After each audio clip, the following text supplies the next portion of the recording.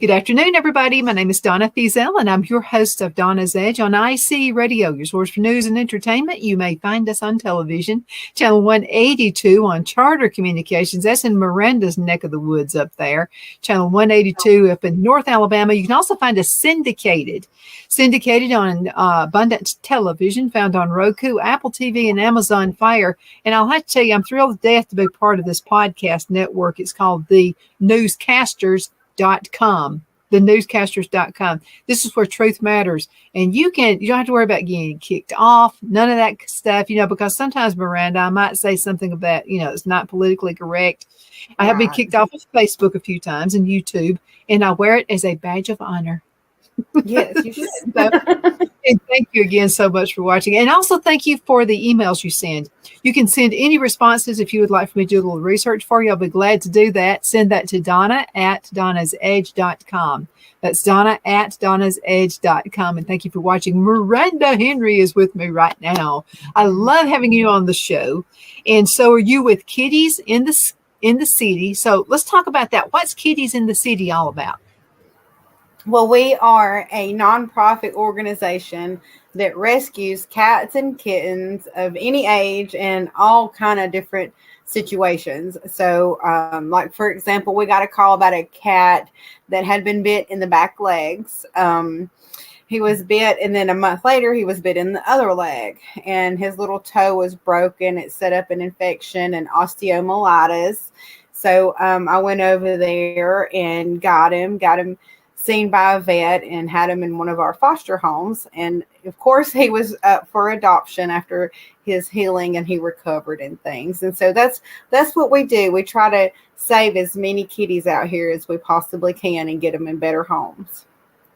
I love those success stories. They're absolutely awesome. We have a cat. As a matter of fact, he's laying right here on the desk. I call him a little mascot, and he's a rescue. And so he's part of the show sometimes. Sometimes he likes attention. He may get up and walk right in front of the camera. He's They do the funnest things sometimes. I take my personal cats. I take them out walking and through the woods every morning. Like, I have this trail. I call it my cat trail. Mm-hmm. And they have so much fun, and they're so entertaining to watch. I absolutely love them. But yeah, your cat is really special. We come across that a lot of times when someone passes away and then they have these pets and they don't know what to do with them. And that's why I always tell people when we adopt to plan. It doesn't matter how old you are. We're never promised tomorrow. So it's important to have a plan in place for your little fur babies so that they don't end up in a shelter environment. Mm-hmm. Absolutely. Okay. Wintertime is coming along. A lot of people get depressed around Christmas time, Thanksgiving, and that kind of thing. Maybe their family lives away, or maybe they just don't have a big family. Families aren't as big as they used to be. I remember when I was a kid growing up, both sets of my grandparents had a lot of brothers and sisters, so it'd be like a house full of people. You could not be lonely. Right. There's just no way. But families are smaller now, and so they are. So let's talk about that, because wintertime is coming along. It can be depressing if you're by yourself. Why do you think it's important to have a pet? Somebody that you can hang around with. Well, you have that companion and you get a bond with them. I mean, I could spend, I love my husband, but I could spend like my life with these cats. I love them so much.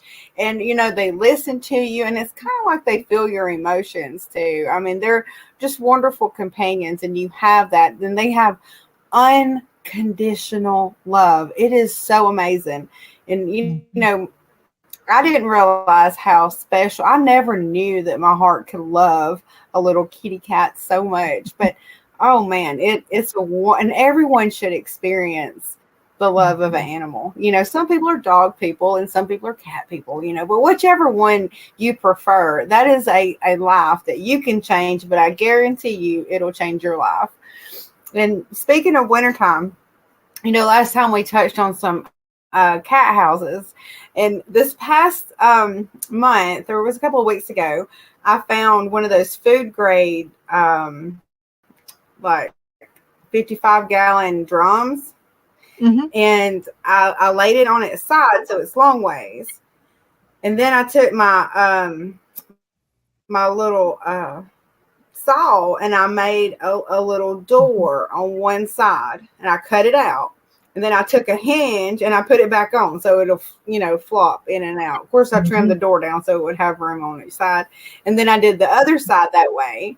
And I ended up making this cute cat shelter with one of those 55-gallon drums, and they absolutely love it. I put a bunch of wheat straw in there, and they run in and out, and that thing will hold a lot of cats. And so that's important that people get together and they start making these little shelters and things for our little fur babies. Because, last year it got 7 degrees for several days, and these shelters absolutely save lives. They do. And then I took one 55, because I know you love DIYs. I took one of these drums and I cut it in half. And so now I have my 2 half pieces. And on one of the doors, I cut a big opening like that. And that's their food station. So their food can stay dry during the rain. Yeah. I mean, it's so cool. And it didn't take hardly anything. I've seen these drums go for like $10 on Marketplace, but then I've gotten them free too. So, I mean, it's just the effort of doing it, and it doesn't matter if it's a cat or not. There's going to be an animal to find it and make a home out of it. Absolutely. And it'll keep it nice and dry. That's what I like about your challenge with the food grade. And they're plastic, so you don't have to worry about them rotting or anything like that. And everybody needs to get out of the rain. We're supposed to have some rain this week. And so let's talk about that. If you have animals that are outside, what can you do?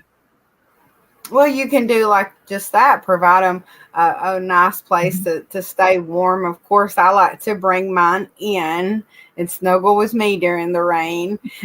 So that's my number one recommendation. But yeah, absolutely. Just provide them a shelter, a place to go to. And it can be one of those storage containers and you just got a hole in one side of it, just something. But I've seen them take these tires on it. They'll take these tires and stack 2 of them. And then they take a piece of plywood and cut a top for it. And they can go in and out of those tires. It is so cute. So there's like endless ideas. And even a dog house, like if you see a dog house no one is using, clean it up and there'll be one to go in. Even my cats. I have a dog house and the lid lifts up like this. It's really heavy. And then it has a light, like a heat lamp. And so that'll keep them babies nice and toasty during this cold weather coming up. Yeah, it's going to be too. Something, it's so much fun having a cat. And what I've noticed about cats, they don't say they have the conscience a dog does. Now we've got a dog. His name is Buddy. He's a rescue too. And it's something, I may have mentioned this on the last show. It's worth mentioning. It's so funny. Like if Buddy, the dog, takes a look at Greenlee's food, I'll say, "Now, Buddy, that's not for you." And he'll just walk off and kind of like look at me, kind of like that, and he'll walk off because he feels bad about it. But now Greenlee will try to get into Buddy's food. He likes the gravy type stuff on the wet food, and I'll say, "Now, Greenlee, that's Buddy's food," and he just looks at me like, "So." I mean, he just kind of has this look and goes on anyway. But animals are just food. And now let's talk about this, because if it's an outside animal, they eat more in the wintertime than they do in the summertime. And by eating more in the wintertime, they can gain a little bit of weight. And if you're going to keep them outside, at least that gives them a little bit of fat so they're not as cold. That's right. So in the wintertime, the recommendation is to feed them dry food because it's highly dense in calories. And so they need those calories to help them stay warm. And so if you can, I mean, dry food is a lot easier as far as, the mess and keeping it clean and things like that anyway. But you could also get one of those gravity feeders.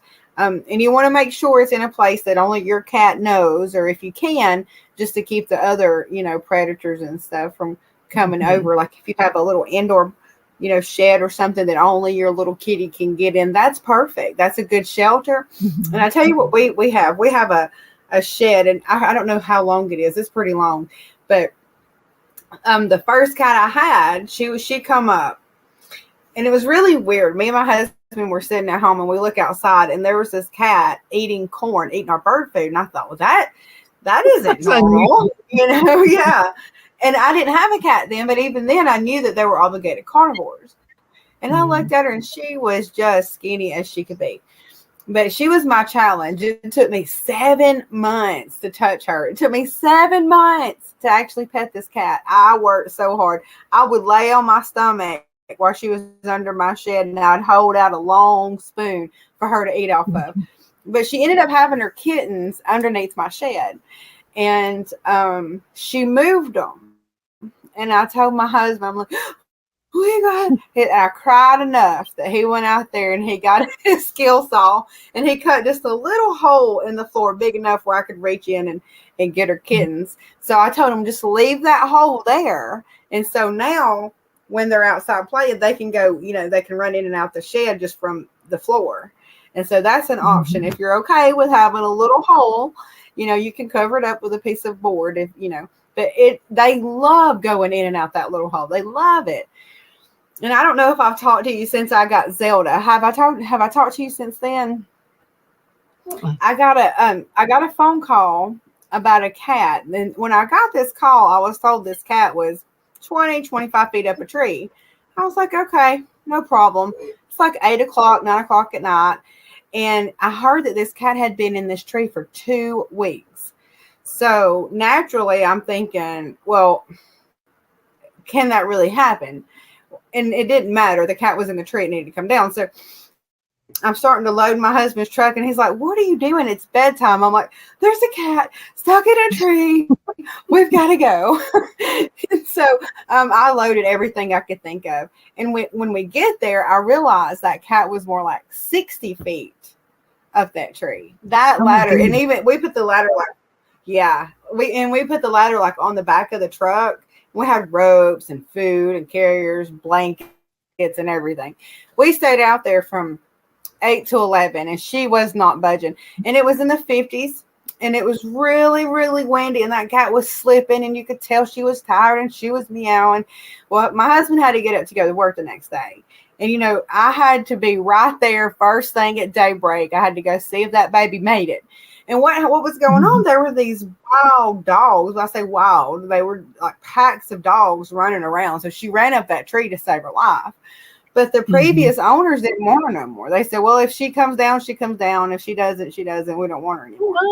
So I know. And she's beautiful. She's fluffy. So I get on Facebook and I found a tree climber. And he come out there on a Sunday morning. And he was so amazing watching him. He takes like this ball and throws it way. I don't know how he got it so far up there.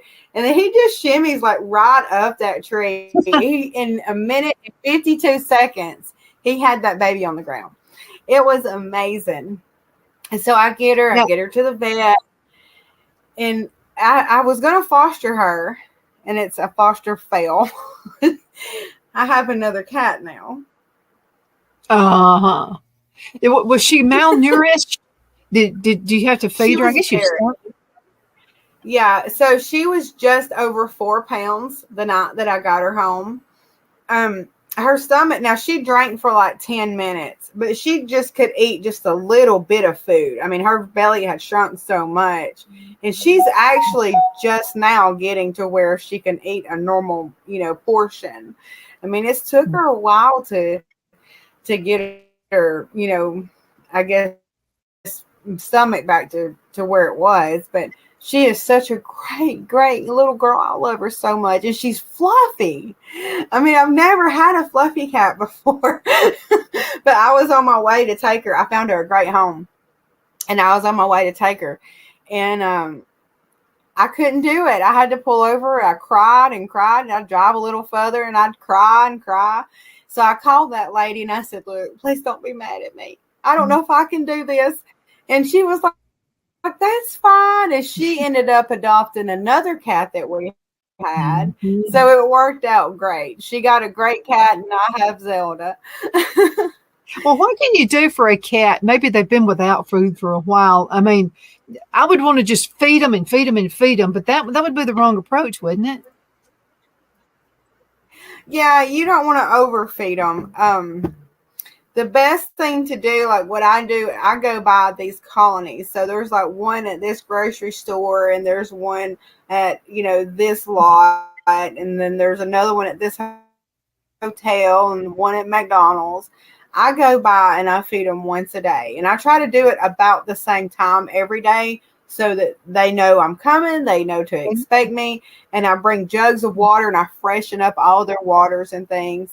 And I get a good deal on canned food, and I love canned food. And I know that we talked about the importance of the calories in the wintertime, but also cats are meant to eat wet food. I mean, they just are.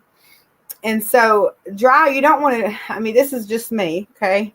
You don't want to overdo it with the dry food because it can be bad on their kidneys.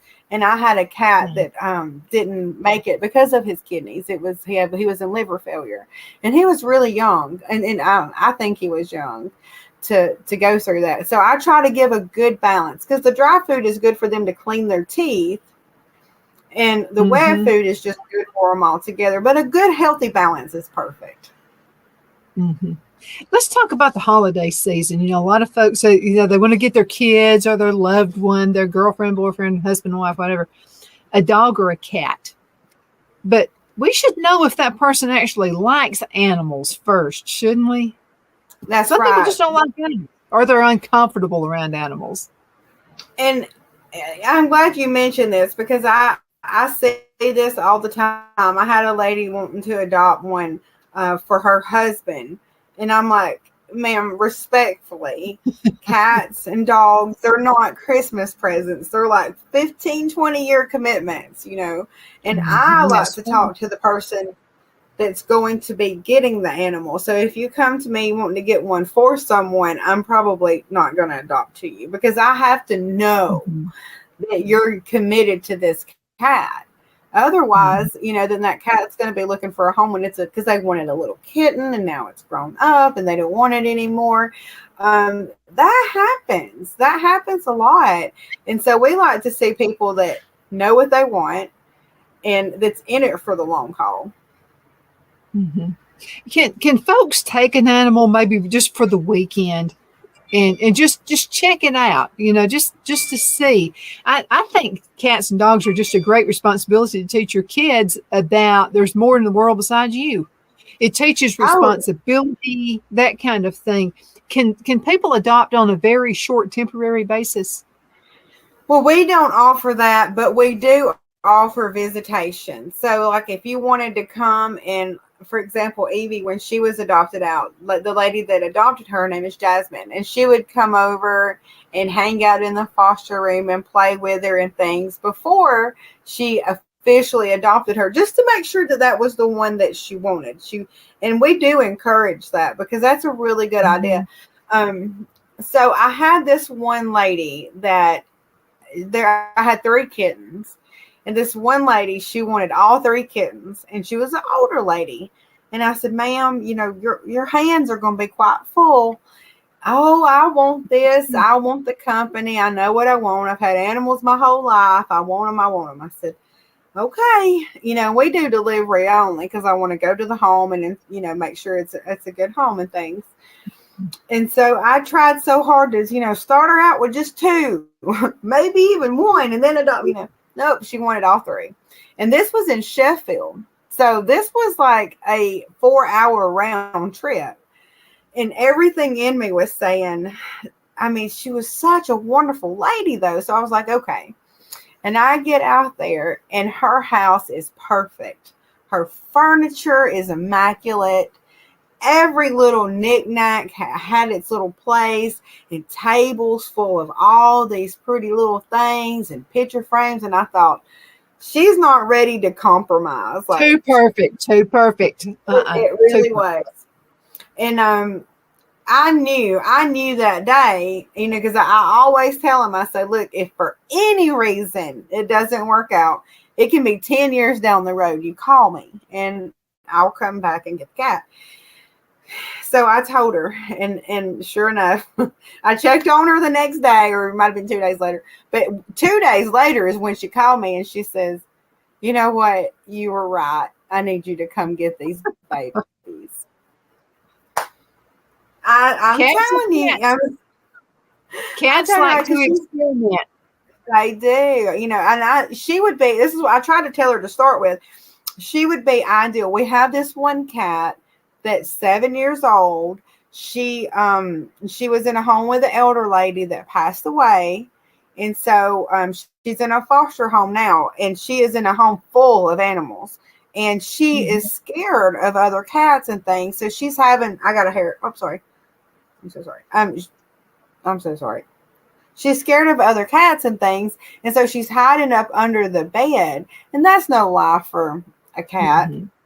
And she's such a sweet, sweet cat. I'm like, this would be a good fit for you. One that just wants to lay around and get petted on. I mean, those really are, because, you know, the kittenhood phase is over with. And that kittenhood, and I didn't know what the kittenhood was really all about until I had one not long ago. She's coming out of it now, but woo, has my hands been full with her. It's a lot. It really is. So what do you mean by that? I mean, they're much more playful at that stage.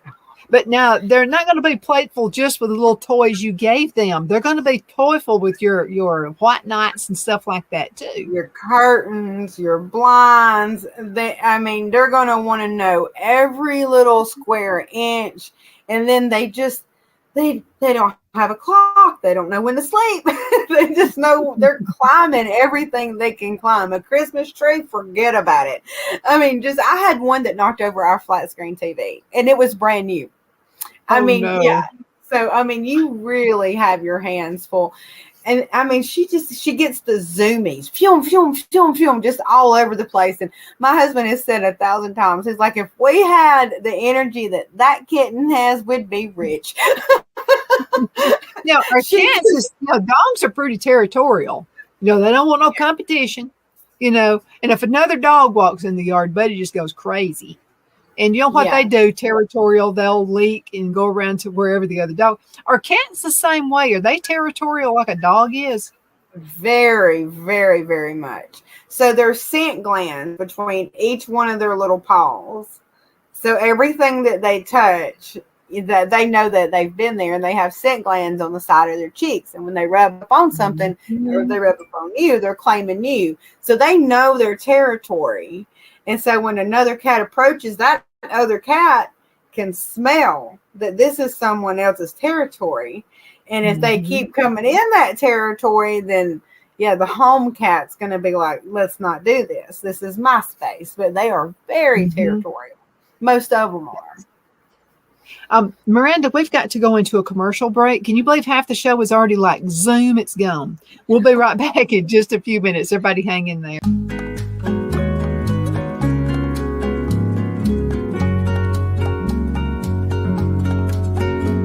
At Lamone's Mexican Restaurant, located in Henniger, Alabama, and voted Best Mexican Restaurant of DeKalb County, Alabama 2020, we're here to serve you with authentic Mexican cuisine. Order easily online by going to lamonsmex.com or call 256-657-3999 to place your order.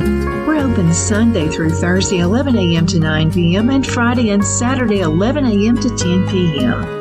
Whether you're celebrating a cozy date night for two or a celebration for a crowd, at Lamone's you'll love our atmosphere and friendly servers.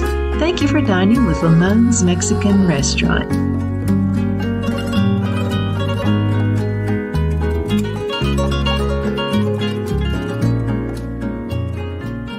At Liberty Bank, we're all about community, whether it's to help with a charity fundraiser or help families in need. Toys at Christmas or a local football team, we're here for you. You see, we realize the importance of family. Sometimes it's to build a new home or necessary home repairs. We're here for you.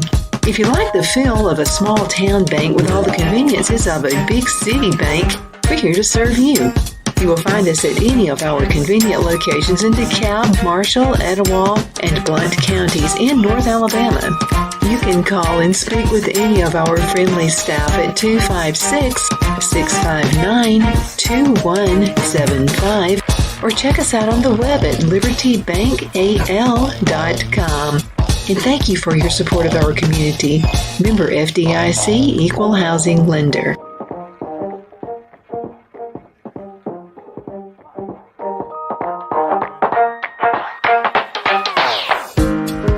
Jeff McCurdy of the McCurdy Law Firm has been a public service of this area for over 10 years. McCurdy, a member of the Henniger City Council, serves as prosecutor for the town of Sylvania and was named public defender for the city of Rainsville. The McCurdy Law Firm is located at 17326 Alabama Highway 75 in Henniger to better represent his Jackson and DeKalb County clients. If you need to be represented by a true public servant with proven success, call Jeff at 256-996-8701 or send a private email to mccurdylawfirm@gmail.com. No representation is made that the legal services performed is greater than the legal services performed by other lawyers.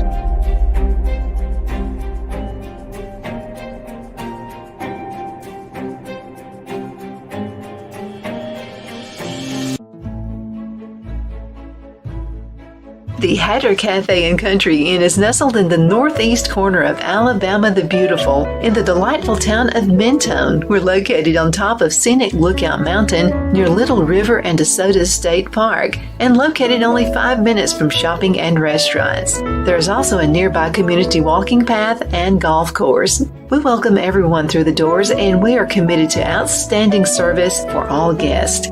At the Hatter Cafe and Country Inn, we invite people from all walks of life to come and get away from it all, enjoy the open spaces, treetop views, fresh, clean air, and experience Southern hospitality at its finest.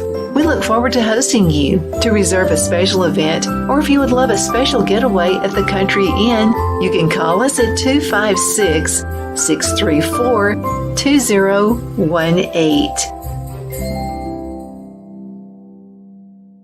Good afternoon. We're back. My name is Donna, and I am your host of Donna's Edge Talk Show. You can find us on television, channel 182 on Charter Communications, Abundance Television, which is found on Roku, Apple TV, and Amazon Fire. You can find us on our podcast, too, thenewscasters.com. We appreciate you watching us every day, Monday through Friday. You can also find us on all the social media sites. We appreciate you looking there as well. Twitter, well, it's X now, Facebook. How about 4 different pages on Facebook where you can find us?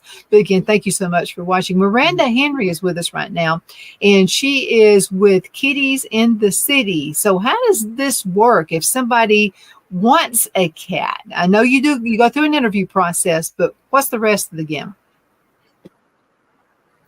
Well, you would just message me, email me, and then I would give you an application. And my board members and myself, we review each application and we check our vet references. And we had a great adopter, but they lived in an apartment. And when we called the apartment complex, they was not pet friendly. So we just like to check and make sure that this cat is welcomed wherever it's going to go. But yeah, so after you do that and you're approved, pick out the cat you want and we will bring it to you. Now, there are different cats with different personalities. You also match personalities. I do. So, yeah, we were kind of touching on that a minute ago when I was talking about that sweet, lovely lady. I mean, just sweet as she could be. She would have been a great fit for our older cats because kittens do have this phase of exploring and knowing every little thing and, testing every little thing. And you have to be right on that. You have to make sure your wires are not going to chew on your wires, and injure themselves. And so it's going to take a lot of energy. But once they get past that kittenhood phase and they've been spayed or neutered, then most of the time they're just in the lazy phase now where they just want to lay in the sun, watch out of a window, get a few pets, give me my food, I'm taking my nap again. And it's, those are some pets that I think would be good for, someone that is a little older and just wants that companion. Because kittens, whew, they are a handful. Now they're a great handful, but you have to be ready for it, and you have to compromise your living space for Mm-hmm. them. One of the Mm-hmm. Yes. things that I absolutely love is Jackson Galaxy. I'm sure you've seen him. He's been on the Animal Show or the Animal Planet, I think it is, or Discovery, and he's on YouTube and things. But he's the cat daddy, okay, and he shows like how you can make these super highways, like catwalks and stuff, above your Oh, head because you're not living up there, And he mhm. goes all in this whole window has these needs because they're all cats. You got that raw cat in them, and so they all have the same needs. And if you can bring the outdoors in, or provide the things that they need, their life is Mhm. so enriched. And so we do a lot of education on that, and of course education on TNR, how important that is.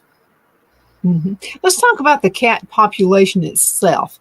A lot of people do not have their cats and dogs spayed or neutered, and it's a big disservice for the community and for the cat itself. Oh, it is.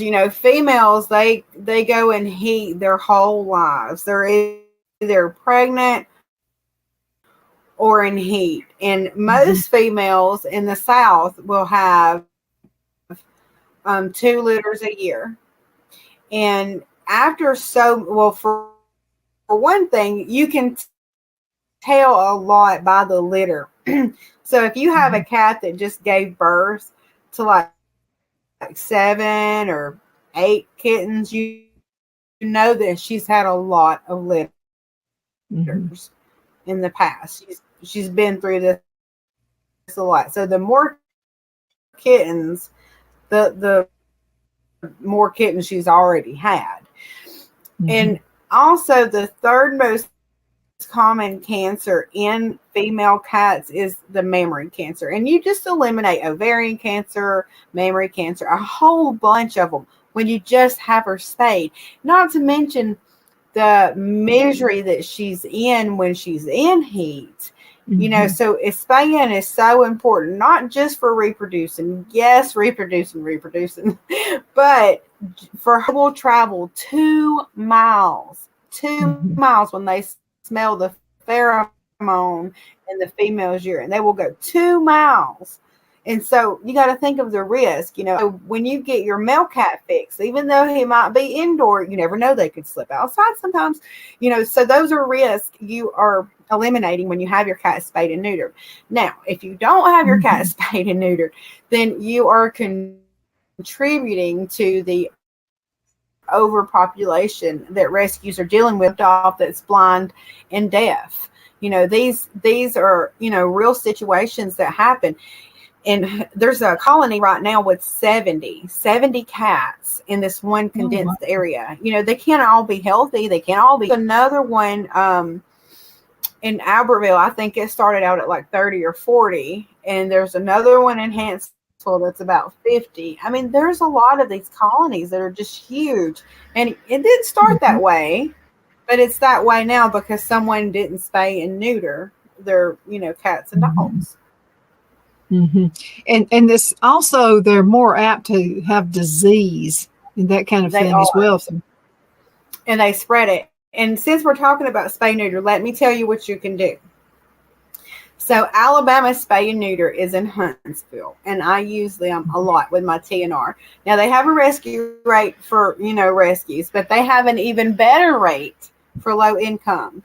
So if you make, I think it's 30 or $35,000 or less a year, or you're on disability, Social Security, food stamps, you automatically qualify. You can go have your animal fixed for $20. Your cat, you can have your oh, cat that's a good. fixed for. Yes, yes. Mhm. And guess what? If you live in Madison County, it's $5. There's Oh, $5, and wow. that includes their vaccine. Black County is having a Fix Your Mama program, and I believe it's free, and that's what it's called, is Fix Your Mama. And then if you live in Morgan County, you can go through a program called Pause It, and it's $25. So there is so many programs out here that a lot of people don't talk about, because spaying and neutering is expensive, and they're thinking, well, I just don't have the money. But on the other hand, if you have 5 or 6 kittens to feed, do you have the money? So, but there are programs out there. And, I don't know what the rate is for dogs, but Alabama Spay and Neuter absolutely will do your dog too. Mm-hmm. Now, do they only do this on particular days of the week? Well, Alabama Spay and Neuter is not your normal kind of vet. You're not going to take your animal in there because it has upper respiratory or, an injury. They just do spay and neuters. So they're really good at it, and they're very, very efficient. Did like they do, because you go in, it's 100% online. So if you want to go, you go to their website and you can navigate, you can read everything there. You book your appointment, you pay, you do everything online. So when you get there, you're there, you drop your animal off, and then at 4:00 is pickup time. And I'm really I pay attention because I do TNRs. And I can tell you that they're one of my very, very favorite, because they have to tip the cat's ear. And sometimes I've used several vets around here, and respectfully, sometimes they have botched their ear up pretty bad. But every time I use Alabama Spay and Neuter, they just barely, slit that ear. And that's all you need to do, So they're very efficient. They're very good. Their staff is amazing. And I highly recommend them. And how are you going to get your cat fixed cheaper than $20? And then again, if you don't, even if you have to pay regular price, that pays for itself in no time, because again, you've got a bunch of kittens out there. You've got to feed them. That costs money. That's exactly right. And that's also when you have these kittens and you're looking for homes, really and truly the right thing to do is to have them spayed and neutered before you find them a home. I mean, I know people don't want to hear that, but I mean, it is the right thing to do, because it's your responsibility, to make sure that cat is healthy before you find it a home. So I'm just saying, it's a big responsibility when you take on a cat or dog, and you have to be prepared for it. And that comes with some financial burdens. It does. Now, kitties in the city, is there a cost to use your services? Well, my cost is $35 for TNR. And now, what is TNR? What's TNR? Trap, neuter, and release. And so that's when we go out, we'll set traps out, and we'll try to trap as many little fur balls as we can, and we take them to the vet, and that's where they get fixed. And once they're fixed and they're vaccinated and the medicine is wore off, because you don't want to send a cat back out there that's a little dopey, because they may not can defend themselves. So we, sometimes I'll bring them here and let them hang out in my catio or whatever. But yeah, after they're good and they've eaten, then we go take them back and release them back to their territory, into their home. And so that keeps them from reproducing and, overpopulating the area more than it is. And it's so good for them, because the males don't fight. We were talking about diseases and things, and you have feline leukemia and feline AIDS. And not to mention the other things that cats can shake off, but the parasites. We took in a 4-month-old and these 4 kittens. And at the time, the mom, we don't know what happened to the mom, but the 4 kittens were 3 weeks old. They were so tiny, but they had coccidica and worms, and they're only 3 weeks old. So we had to, get them medicine to get that taken care of. And I'm sure all the adult cats out there are infested with those same parasites as well. So it is very true. We use ivermectin for our animals. Of course, now, I mean, a small amount, because this is stuff is made for a horse. And for a horse, you give them the whole tube of it. Yeah. But very much. I mean, just a little bit, especially with Greenlee and with Buddy. Now, Buddy, we give him just a little bit more, probably less than an eighth of a teaspoon, and Greenlee just enough to barely touch the little tip on my finger right there. And we get apple flavored, and they seem to like the apple flavored better. But I mean, that's just because I'm always afraid because Greenlee is an inside and an outside cat. And he what he does, you're going to think, I don't know how we started this. So I had a Christmas bell on the door one time. And so this was when we first got Greenlee. It was right around Christmas time. All of a sudden, I don't know if Jimmy, who passed away, who had Greenlee, had a bell and then Greenlee would kind of ring the bell to let Jimmy know that he wanted to go outside. So we kept the Christmas bell on the door. So what he'll do when he wants to go, he doesn't like to go potty in the house. He doesn't want to use the sandbox, none of that stuff. He likes to go outside. So when he's got to go potty, what he does is he goes to the front door and starts ringing the bell with his paw. Oh, and so apparently something we just kind of lucked up on that. So apparently it was something Jimmy used to do, to have him ready to go potty. Awesome. But now you can train cats. And so what if you get a cat and you're not used to having one and it kind of sprays inside your house? Are there things you can do to train them to learn how to use a sandbox? Well, if they're spraying inside of your house, it's usually a male and he's usually not fixed. So my first recommendation, of course, is going to be to neuter him. Mm-hmm. But also, there are things that you can put inside of your litter box. Sometimes they don't like the texture. So like some of the litter that's a little more coarse, that may not be comfortable for their paws. You may want to get something a little, finer. And then you can put catnip in it, things to try to attract them to the box and always encourage positive behavior. So if he goes to the potty box and he does it just right, then you want to give him, a reward, a treat, a piece of tuna, anything to let him know that he did a good job. And so he'll keep doing it.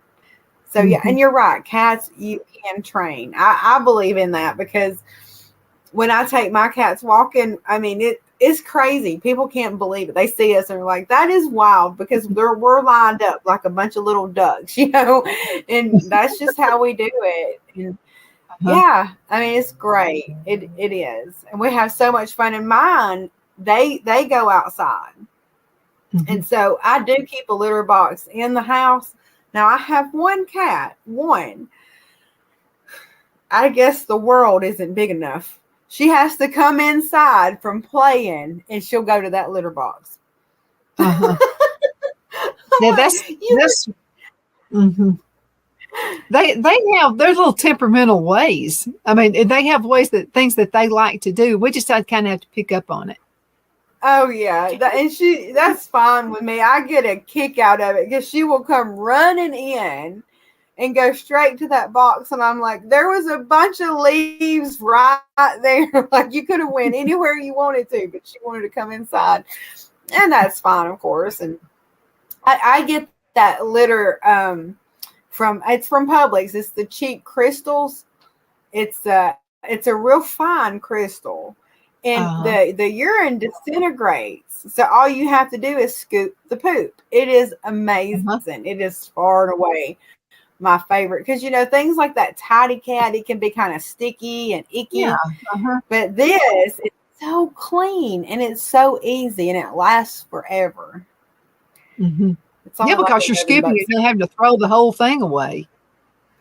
Right. Now, let me ask you a question about some people like, and I'm asking this because we live out in the country, and I've never had Greenlee's nails clipped or anything because I want him to be able to, if a predator comes at him, that he'll be able to do some claws and maybe do some damage to a predator.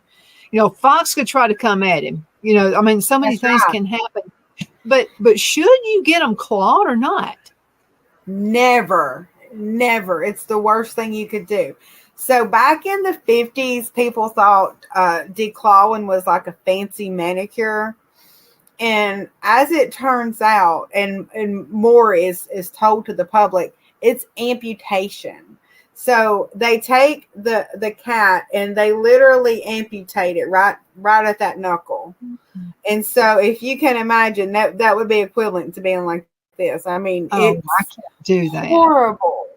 It is, and they end up with arthritis very early, and they're in so much pain, and Mhm. they start doing really bad litter box habits because they're in so much pain. It hurts for them to scratch and things. Type in declawing, you can see like their X-rays and things. It looks like something from a horror film on some of these pictures, and it's their little paws. It's awful. And I don't even want to support vets that do declawing because it is a barbaric torture to them. In fact, it's been banned and it's illegal in most countries, and it should be here, but it is banned, and some of the advocates are working so hard to ban it permanently in our country, and it should be. But alternatives, because there's no medical gain to the cat for having them declawed. But people might worry about their furniture or for them getting scratched. Now, if you have a cat, you might get a little scratch here and there. Are you going to get filleted? Not unless you're doing something you shouldn't be doing to the cat. Your cat's not, Greenlee's not just going to come, get you.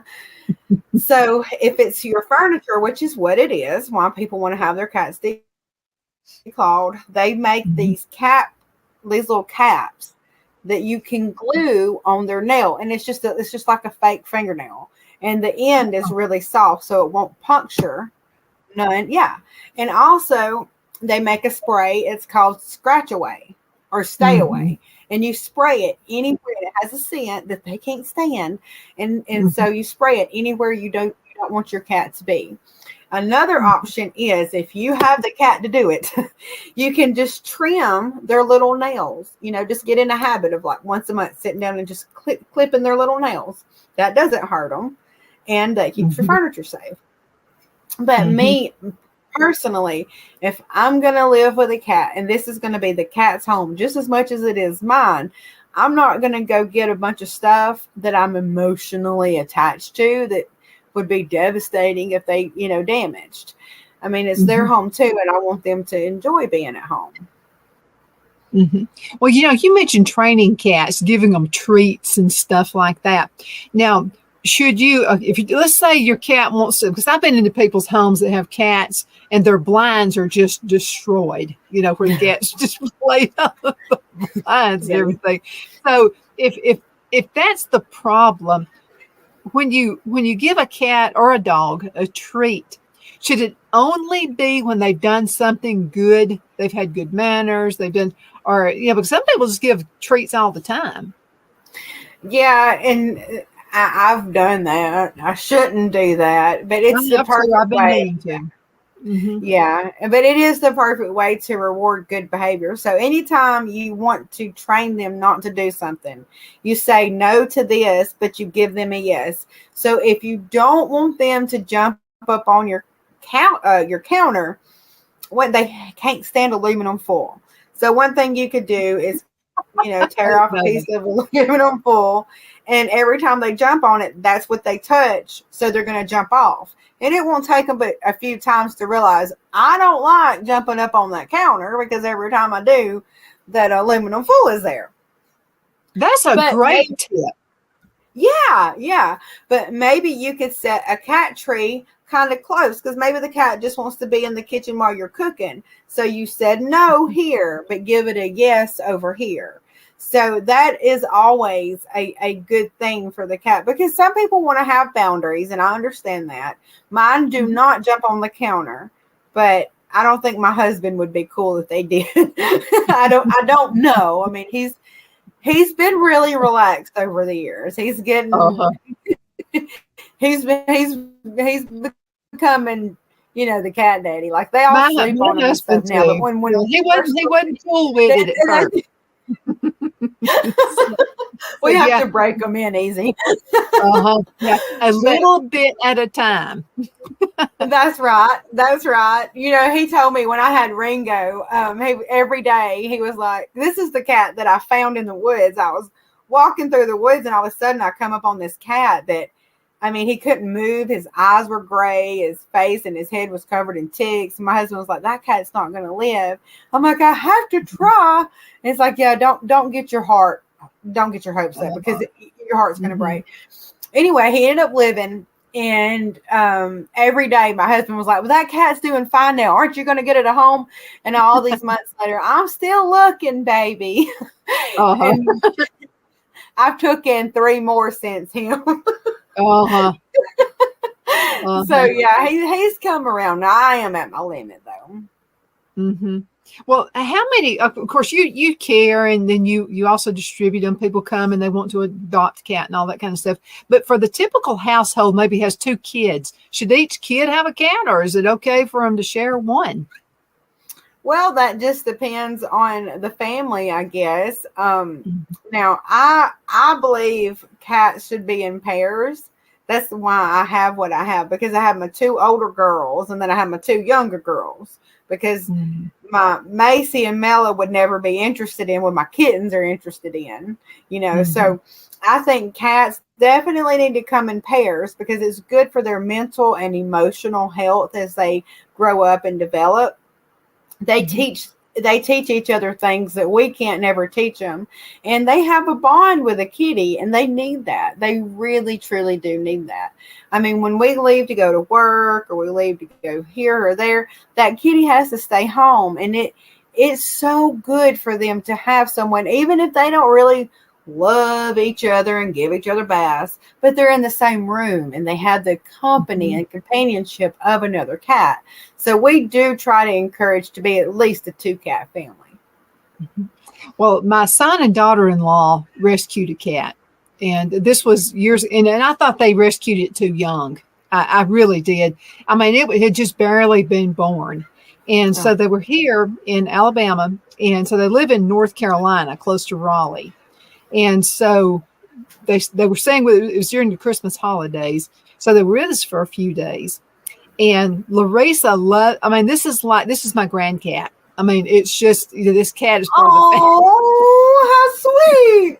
Well, they've had this cat now for about 12 years, and I really thought it was not going to make it. So what happened is this cat started kind of wobbling around, and Larissa comes in, and Brad and Larissa, if they ever have kids, are going to be the most pretty, beautiful kids you've ever seen. They both have these great big huge blue eyes. And so, so Greenlee, I mean, not Greenlee, but Auburn's the cat's name. So Auburn started wobbling, and he was a little bitty thing. He was only a few days old. And I thought, oh no, this cat's going to die. Larissa's going to be going to pieces. I don't know what I'm going to do with her. And so anyway, I thought really quick, I got on the internet. What can you do if a kitten is wobbly? Why would the kitten be wobbly? Because it was eating. It's not like it was, nervous or anything like that. It wasn't starving. The cat, believe me, the kitten was eating. She was feeding in a bottle and everything, just like a newborn baby. They went to PetSmart and got a bunch of stuff for it. So I read on the internet that when a cat has been separated, a kitten has been separated too soon from the mother, it could be a digestive problem. It could be that they need to use the bathroom, if you know what I'm talking about. Yeah, you have to So make them go. yeah, so what it said to do is use either your finger and tap its little rear. That Mhm. and that's what the mother does. You're kind of mimicking the mother's tongue, or you can get some very, very fine grade sandpaper, and barely touch its little rear, just kind of Yeah, like that. It saved the cat. You should have seen us when that cat pooped. We were all laughing it and celebrating, exploded, didn't it? and we were Yes. celebrating. And Phil was just like, I can't believe y'all. So we were Yeah. just celebrating this cat going to the That little bathroom. baby's belly had to be full though. And It you was have to stimulate them to go to the bathroom. And if you don't, they don't go because they can't go on their own. well, So yeah, that cat would have died, wouldn't it, if we hadn't yeah, done that? that's right. It absolutely would have. And that, believe it or not, that happens. And another thing that you can do, and I think Greenlee will like this one. Greenlee, if you take a toothbrush and just wet it, you want to flick the extra water off, and then take it and just go over their little head and their little whiskers. It reminds them of their mama's tongue. And so, yeah, a soft bristled toothbrush, dip it in a little bit of water, and they love it. They love it, or mine do anyway. But yeah, so you when you have a kitten, you have to know. And another thing, you when you feed a baby, you're holding it like this, and the baby's laying on his back. With a kitten, they need to sit up, and they need to be sitting up, and you give them the milk like this, instead of laying its head back. Its head needs to be up. So yeah, y'all did good though. I mean, obviously, the cat's 12 years old now, so congratulations. Well, my grandchild is 12. My grandson. But anyway, I got called the cat whisperer after that. And I said, hey, thank God for the internet. Because that's where I found it.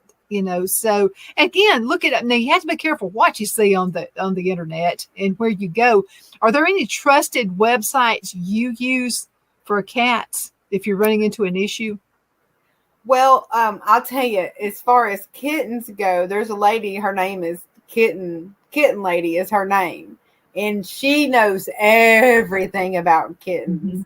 And I actually learned a lot from her, because when Macy had her kittens, she was still a kitten herself. And I still wasn't able to touch her yet. I'm still learning about them, but I knew I had to get her fixed. I still knew that. But anyway, so something about her, I don't know, she was such a good mother. And then this other cat come over, and it actually killed one of her kittens. Yeah, I know, it was terrible. And that's why she moved them to the middle of my shed. And then I was, my husband out there, he cut the hole. Well, once we got the kittens in here, she just wasn't paying attention to them. So then I had to start being the kitten mama, and I didn't know what I was doing. I'm like you, I'm looking on the internet going, oh, what am I going to do? And that's what I learned. You have to stimulate them.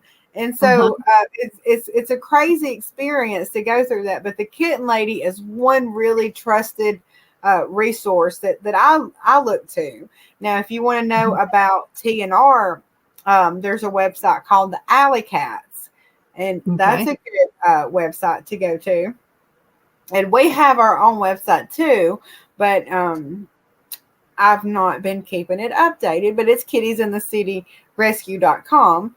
And I need to start posting these kind of things on my website, because they're so helpful, for people that come across these situations.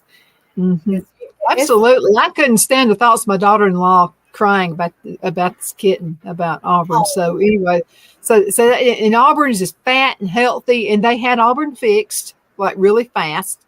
Now they did declaw him. They did that. Of course, I didn't say anything, but I was just kind of like, I wish I hadn't done that, But he's inside only. They live in a townhouse, and so he stays in the townhouse. I just saw what time it is. It's time for us to go. Can you believe how fast that hour went? Marandah, gosh, it's fast. How can folks find out more about you and about what you do with Kitties in the City? Well, you can definitely check out our Facebook page. It is Kitties in the City Rescue on Facebook. And when you see the cute little cat with the little white nose, it's a little tabby cat. That's our page. And you can go on there and see all of our rescues, the ones that we have up for adoption. And keep a check on kittiesinthecity.com. And we're going to be going to our YouTube channel before long and start posting. You're good at that, girl. You got to do that. So we're going to start posting our little kitty cat videos there. And I'm probably going to just change the name to the channel to Kitties in the City, because that's obviously what I'll be doing. But yeah, so we're out there. Just look us up. And if you're ready for a kitten or a cat, just let us know. Absolutely. Hang around, okay, after I hang up, because I'll hang around. Don't go anywhere. We're going to get you set up for next month. Thank you so much for watching Donna's Edge on IZ Radio. We'll see you next time.